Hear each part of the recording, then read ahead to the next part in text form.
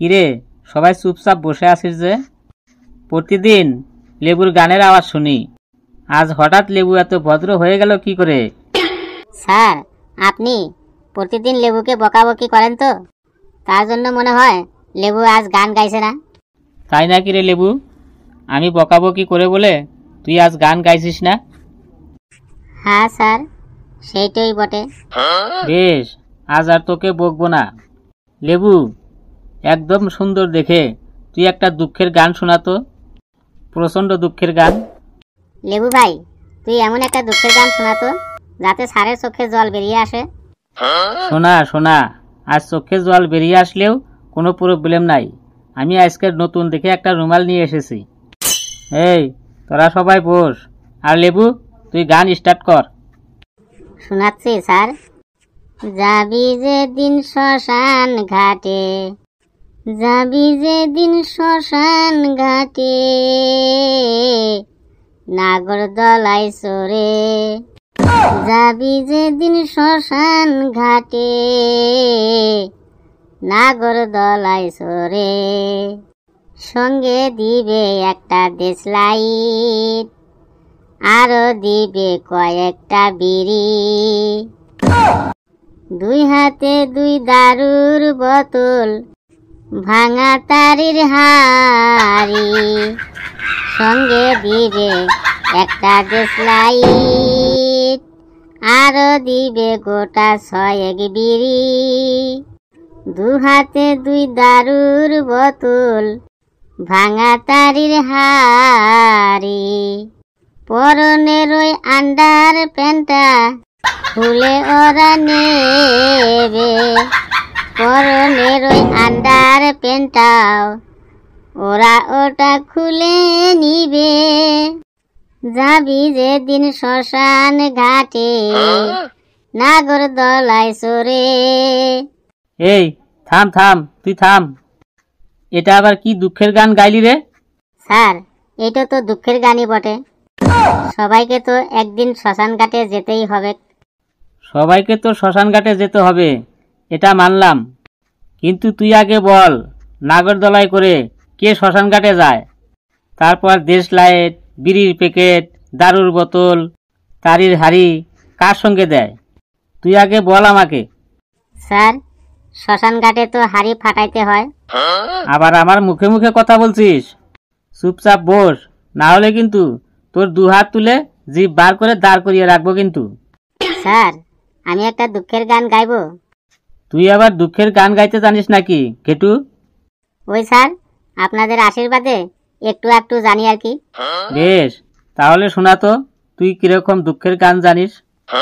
Sir, বুকের জমানো ব্যথা, কান্নার নোনা জলে, ঢেউ ভাঙে নদীতে, অন্যের হাত ধরে চলে গেছো দূরে, পারি না তোমায় ভুলে যেতে, ও পিয়া ও পিয়া তুমি কোথায়, ও পিয়া ও পিয়া তুমি কোথায়।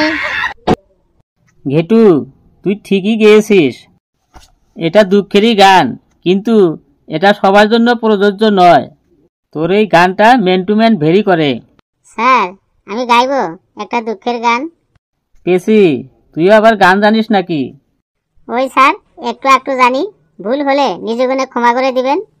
নে গা তো দেখি, কেমন দুঃখের গান জানিস। গাইছি স্যার।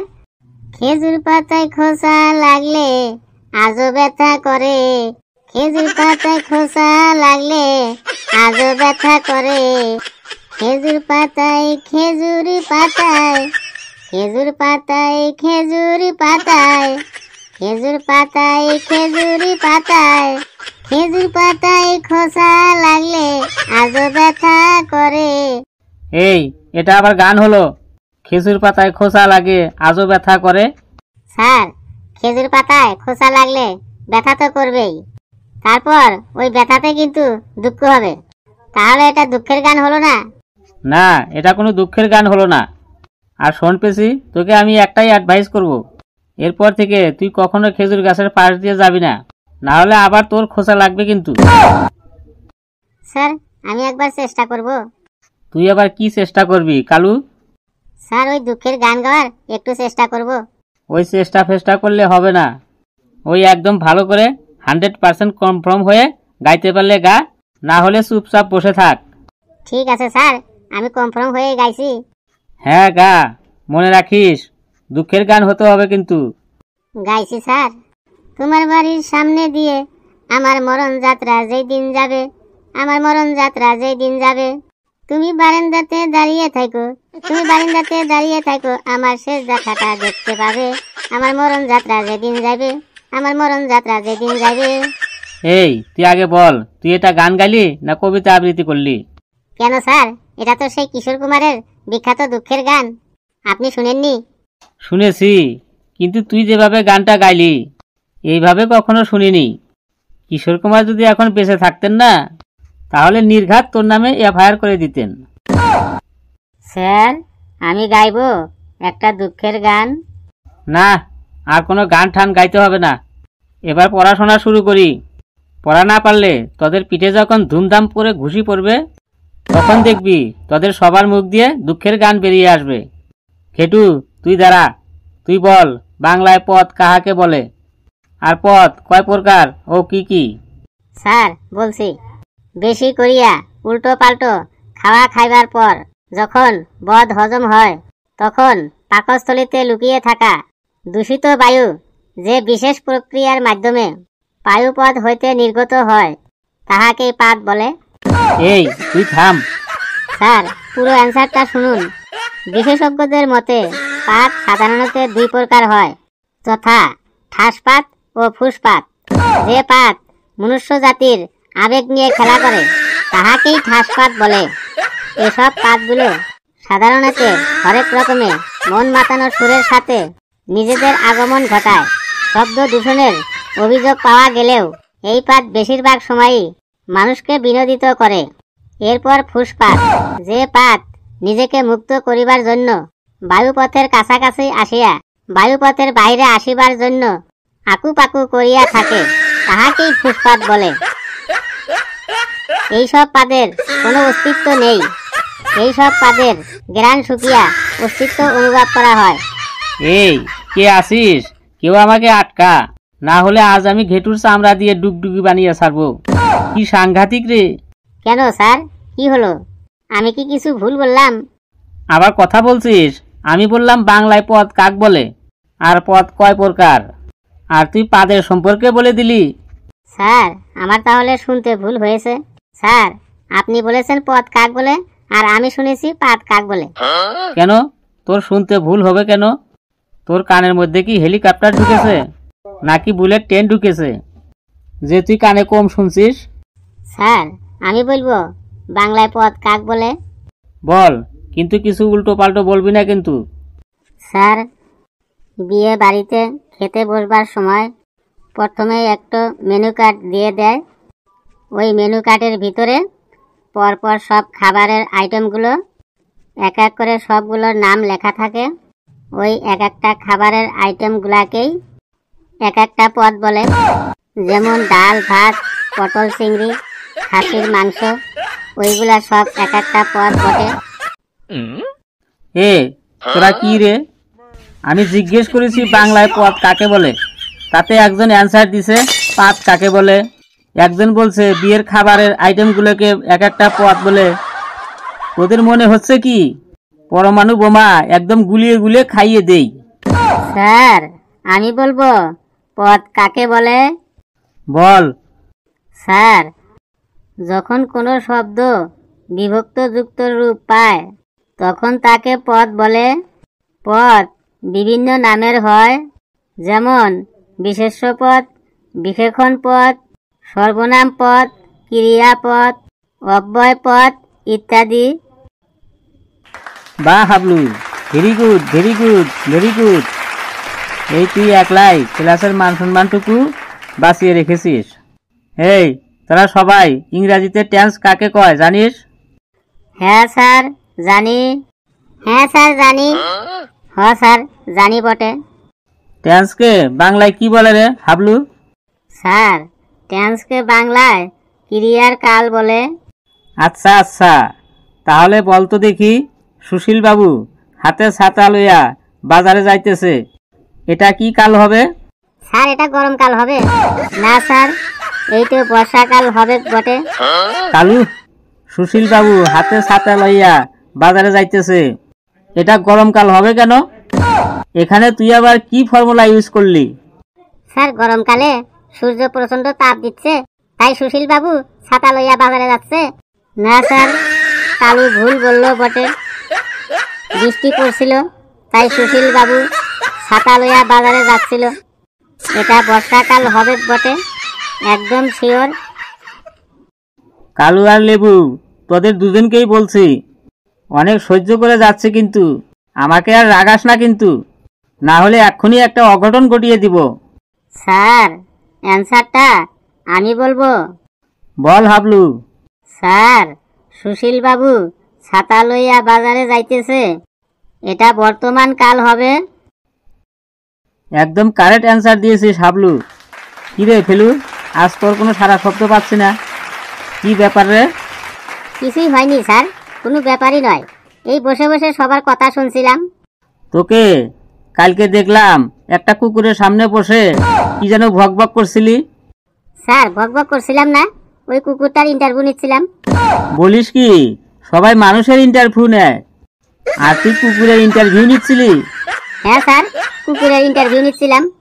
তা তুই কুকুরের কি ইন্টারভিউ নিচ্ছিলি শুনি? স্যার শুনবেন? হ্যাঁ বল শুনি। স্যার শুনুন তাহলে। প্রথমে আমি কুকুরটাকে জিজ্ঞাসা করলাম, তোমাদের নাম কুকুর হলো কেন? তখন কুকুরটি বলল, আমাদের নাম কুকুর এটা তো আমরা রাখি নেই, নামটা তো তোমরাই রেখেছো। তারপরে আমি জিজ্ঞাসা করলাম, তোমরা ঘেউ ঘেউ করে ডাকো কেন?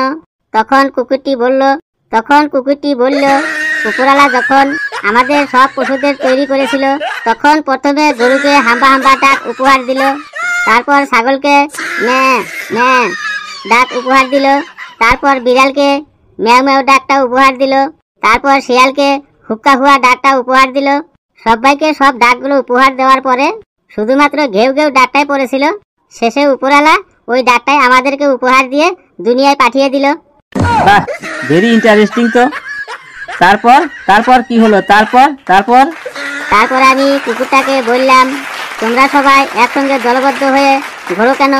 তখন কুকুরটি বলল, উপরওয়ালা সবাইকে একসঙ্গে দলবদ্ধভাবে থাকতে বলেছিল, কিন্তু তোমরা মানুষরা খুব চালাক স্বার্থপর, তোমরা ভাবো তোমরা একা একা থাকলে ভালো খেতে পারবে, ভালো পড়তে পারবে, তাই তোমরা বাবা মা ভাই বোনকে ছেড়ে আলাদা আলাদা হয়ে থাকো, আর কিছুদিন পরেই তোমরা বিপদে পড়ো।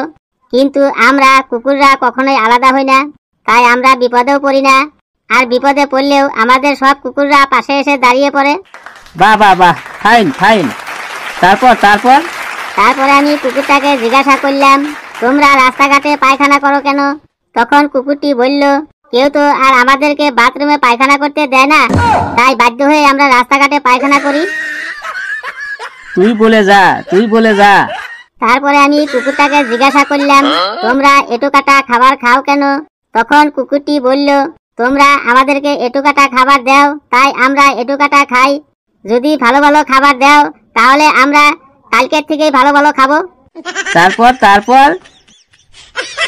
তারপরে আমি কুকুরটাকে জিজ্ঞাসা করলাম, তোমরা প্রসাব করার সময় এক পা উঠিয়ে দেওয়ালের সাথে ঠেকিয়ে পেশাব করো কেন? তখন কুকুরটি বলল, প্রসাব করার সময় যদি দেওয়ালটা ভেঙে গায়ের উপরে পড়ে যায়, তার জন্য আমরা আগে থেকে দেওয়ালটাকে ঠ্যাং দিয়ে চাপিয়ে রাখি, যাতে প্রসাব করার সময় দেওয়ালটা ভেঙে গায়ের উপরে না পড়ে। তাই নাকি? এটা জানতাম না তো। তারপর আর কি বললো? তারপরে আমি কুকুরটাকে জিজ্ঞাসা করলাম, তোমাদের লেজটা ওই রকম বাঁকা পড়া কেন? তখন কুকুরটি বলল, ওটা আমি জানি না, আমার বাবা জানে।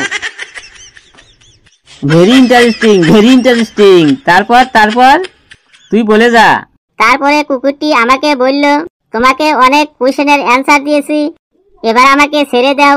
ওই দেখো আমাদের বন্ধু বান্ধবরা ঘেউ ঘেউ করে আমাকে ডাকতে এসেছে। তখন আমি কুকুরটাকে লাস্ট কোয়েশ্চেন করলাম, বললাম, মানুষের প্রতি তোমাদের কোনো রাগ আছে?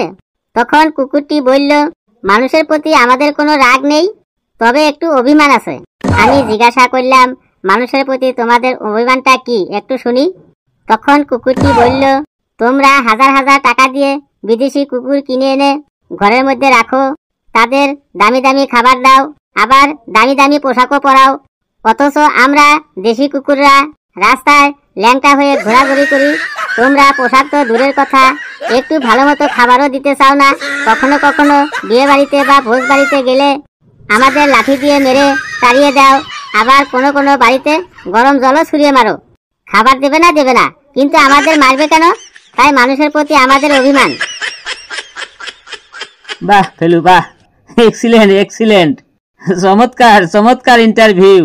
ফেলু, তুই আজ বাড়ি যাবার সময় ক্যান্টিন থেকে আমার নাম করে 1 প্লেট মটন বিরিয়ানি খেয়ে যাস, সাথে 1 প্লেট চিকেন চাপও নিস।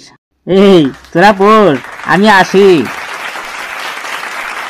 বন্ধুরা, ভিডিওটা কেমন লাগলো কমেন্টে জানাবেন, আর ভিডিওটা লাইক করবেন, যত পারেন শেয়ার করবেন, আর চ্যানেলটি সাবস্ক্রাইব করে আমাদের সাথেই থাকবেন।